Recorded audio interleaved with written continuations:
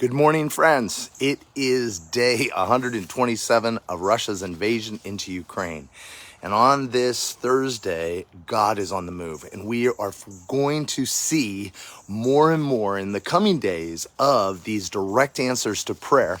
And if we're going to continue to pray effectively in these very difficult areas, we've got to stay focused and encouraged by the answers of prayer that we've already seen. Guys, if you remember yesterday, we prayed very specifically that as the president of Indonesia came to Kyiv, and he is going to be the presiding president of the G20 meeting in November that was inviting Putin to join, that he would stand as the largest Islamic nation on earth, stand with Ukraine. And in fact, that's exactly what's happened. We have a report from Prime Minister of Italy, Mario Draghi, that in fact, that's not going to happen. Praise God, praise God, praise God. There's continuing moves to they're not going to allow Putin to normalize his relations with the rest of the world. Another amazing breakthrough, guys. We've been praying for since the very first day of the war. We've been praying for Odessa, that as there was an attempt from the very first day of the war to see a amphibious assault on the region of Odessa, and one of the key parts of that has been Snake Island that we've been praying about. And we talked yesterday that they had cleared off the third Pantsir anti-missile system off of that island, and that's so key to allowing Russian ships to operate with impunity in the northwest corner of the Black Sea, and that there are 6 airborne divisions and 2 transport ships and guided missile cruisers waiting to come in and to attempt an amphibious assault on the region of Odessa if they can just get the air support they need from Snake Island. Well, we have reports now that, and not reports, we have video, is Russia fleeing in motorboats, fleeing Snake Island after being driven off. Praise God. This is unbelievably important because Russia will not attempt this amphibious assault. This is part of the reason why the Ukrainians took out those oil drilling platforms that Russia had stolen, because they were using those for a potential launch pad for those airborne divisions. Praise God. Praise God. This is huge. This is awesome. Your prayers are being answered. Don't give up. Do not grow weary of doing good, because in due season you'll reap a harvest, and we're seeing the harvest in part even as we're talking. Another thing is that 144 prisoners were released today during a prison exchange, 95 of whom are part of the group that was seized from Azovstal. So continue to pray that every single Ukrainian prisoner of war would be returned. Another interesting thing is the Trans-Siberian Railway, and stay with me, was completely shut down yesterday in the Amur region. Amur region is the region of Russia that is the main avenue for commerce with China. And so this whole section was shut down, the entire Trans-Siberian Railway. Why is this important? Because as Russia has been increasingly cut off from the West, it has turned more and more to China for all of its daily needs. And with the Trans-Siberian, it is literally just a pipeline that runs constantly. With it shut down, Russia is in trouble. And it's happened multiple times already, apparently. They've been trying to keep it on the lowdown. And the reason, and we talked about this, is the key things like couplings. There was a massive derailment that happened, 14 cars burned up. But freight cars, again, we're praying for no loss of life, right? We're looking for bloodless resolution. But what's happened is, with that derailment, it's happened because they can't get the couplings from Germany. Germany makes the best couplings. They can't get many of the safety things they need to prevent derailments because those are all Western things that sanctions. We've talked about this. The entire logistics chain within Russia is breaking down. So that does affect the economy, but more than that, it also affects the attempt to import or move weapons to the front. As Russia is increasingly digging around in the attic trying to find anything they can throw at the front to keep this level of intensity up, which they can't, this breakdown with the Trans-Siberian and the logistics chain in general is Huge. So praise God. Again, continue to pray for these logistics breakdown, because this is the bloodless resolution, because soldiers cannot fight without bullets. Tanks can't go into battle without gas. If there are no parts, the trucks don't run. So continue to pray for that. Another huge thing, the NATO has been meeting the last few days, and it's been really good to hear them say 100%, a couple things. One, it's on Russia has to withdraw. Not we need peace at all costs.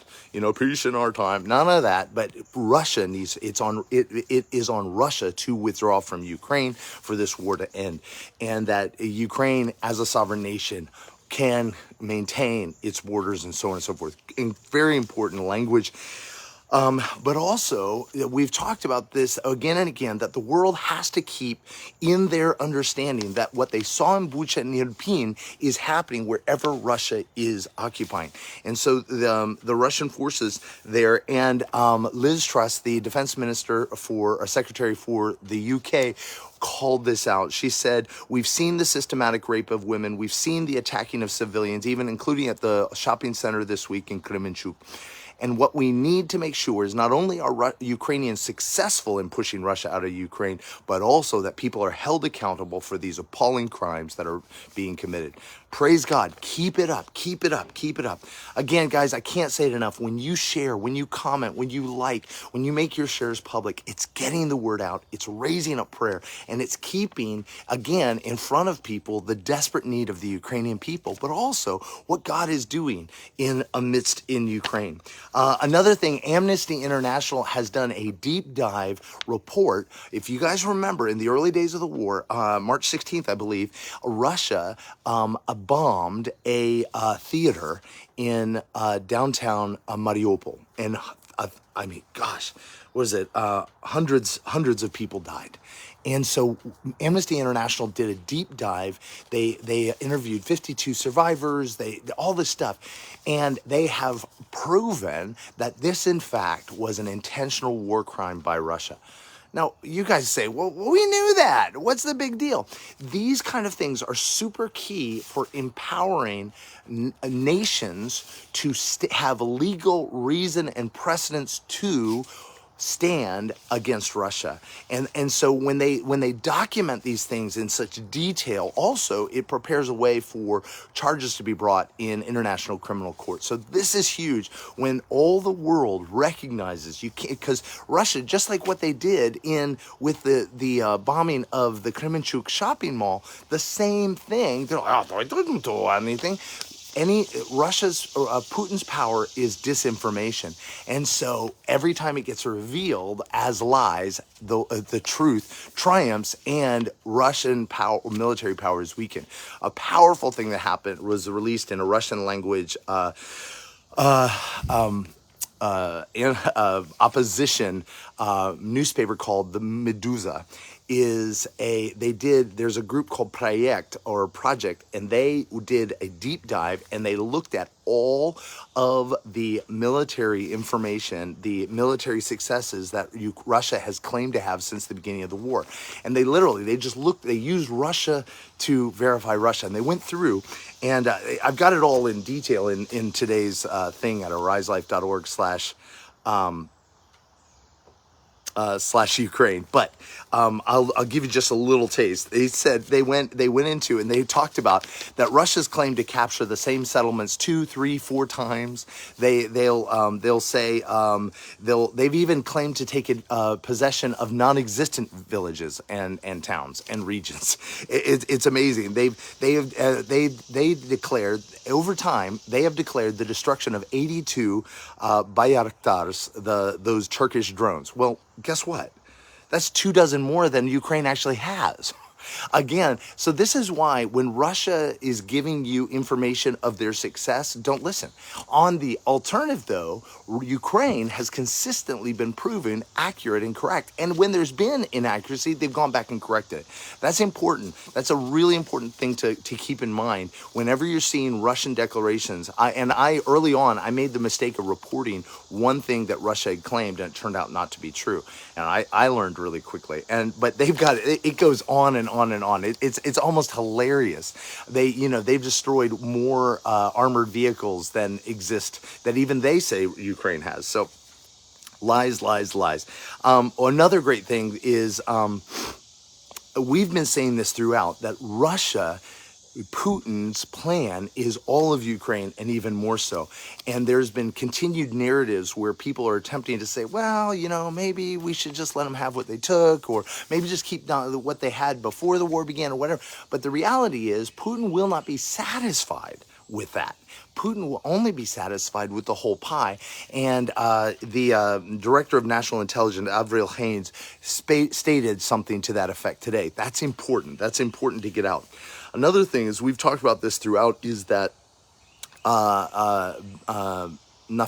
Bennett, the prime minister of Israel, has been so reluctant to back Israel. They've been trying to play both sides, and it's been very confusing considering Israel's strong connection with Ukraine and Ukrainian community, particularly like in Odessa.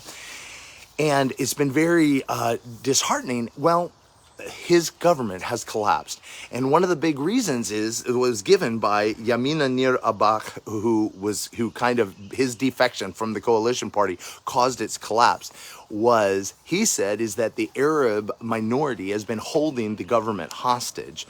And the Arab community has been strongly supported by Russia and the Soviet Union prior to that. So this makes a lot of sense. But it again proves, in the same thing that happened with the president of Pakistan, that when you back Russia, you might think you're doing yourself a favor. You're doing yourself no favors at all. And so pray that Israel will reconvene a government that will be able to move mightily on behalf of Ukraine. Because one of the big things that Israel has is some of the most powerful spyware in the world to actually get at the truth of what's happening in Russia. Come on.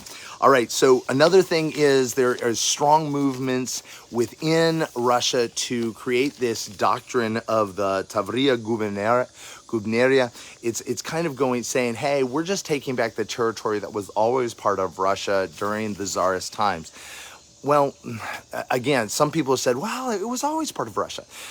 If you dig back into the history, parts of Ukraine, yes, then no, yes, no, yes, no. Ukraine was part of Poland, part of the Lithuanian Duchy. It was part of Galicia. It was part of, it's so many different parts. The Prussian Empire. It's not that simple as Russia wants to make it, but they're trying to create legal reason.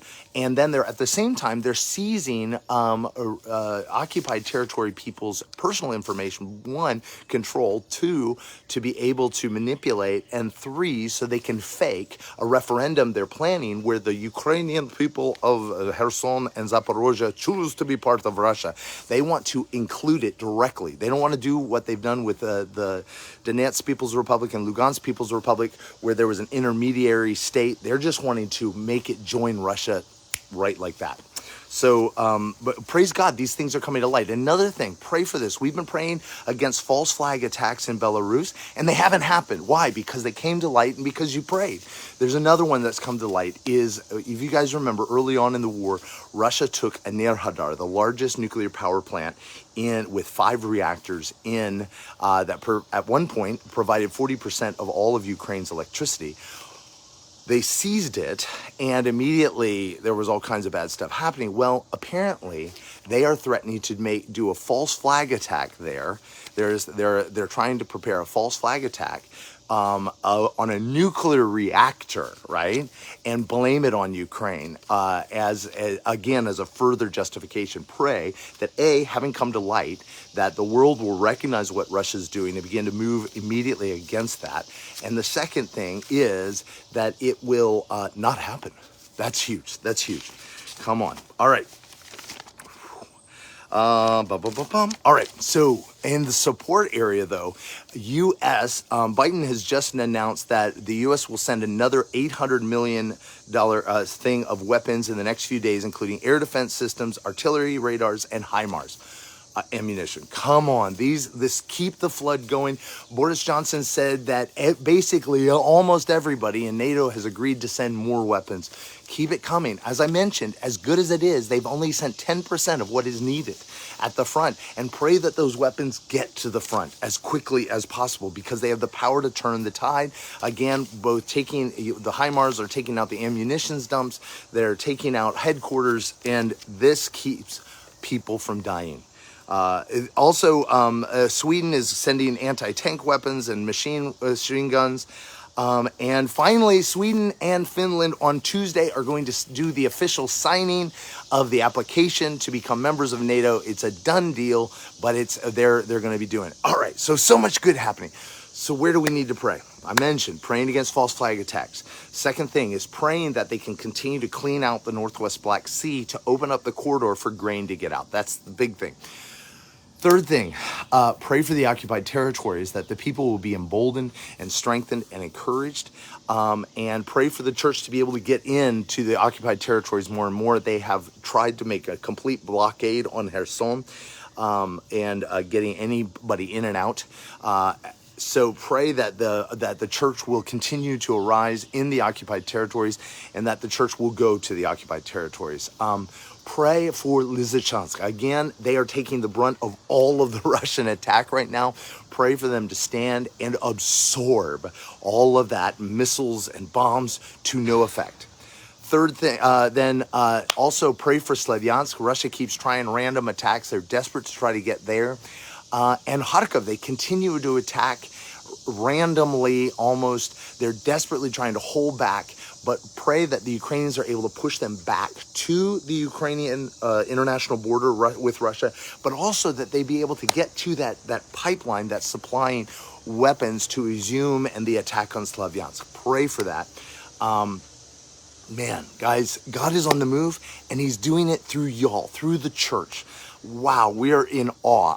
We're hoping to be able to send monies to Ukraine today. I just got a text from our accountant while we were here that she's trying to rush to get that report to us so we can send it out. It's got to go out by 1 today, but it looked like maybe we'd be sending $9,000. Come on, Jesus. That's because of y'all. We're able to get the monies in, make a difference. There's still time. You can jump on this bandwagon and give. Go to ariselife.org/help Ukraine. Get in there quickly before our accountant does the numbers. And those monies will get to Ukraine tomorrow, and they'll immediately hit the ground. They're going to provide gas for them to go into these areas, go to the front, serve, get people out. It's going to provide food for people. It's going to provide medical supplies. It's going to provide help support this massive team. It's going to support churches arising all across Ukraine. It's going to support new churches rising up. It's going to support turning victims into ministers. It's going to do so much. They were able to minister to 1,000 people just in their church yesterday. Just yesterday in Dnipro. And that's just a small element of the huge thing that God's doing through your gifts. Thank you, thank you, thank you. Guys, you're making a difference. Don't stop. Don't stop. Don't stop. Don't stop. The need is only increasing, but the harvest, right? Jesus said, pray to the Lord of harvest to send out laborers into the harvest. Why? Because the fields are white unto harvest, and they are. And you guys are empowering the harvesters. Thank you, thank you, thank you. Guys, we love you guys. We're so grateful to you all. I just bless each of you to know that you matter, that Jesus would have died just for you. That Jesus has bridged the gap between heaven and earth. He has bridged the gap when we were enemies of God in our own mind. He said, I will go. And he loves you so much. And he didn't just die for you to get to heaven. He died for you to begin to experience heaven right now. Jesus said the kingdom of heaven is at hand. It's within reach. It's in his hands. He said, take hold of my hand. He wants to invade your life. He wants to invade where you're broken in relationships and finances and health. And he wants to bring his life to you right now. You matter. Lord, bless each person to have faith to say, and if you've never said yes to him, just say, Jesus, I need you. I need you. Show yourself to me. I want to know you. He says, give me your life that's in tatters, and I'll give you mine, which is full and powerful. Just give him your life today. I love you guys. Thank you. Bless you all as you continue to sow into the harvest and continue to raise up the word and get the word out. Again, sharing, liking, making your shares public is making a difference. Take care, my friends.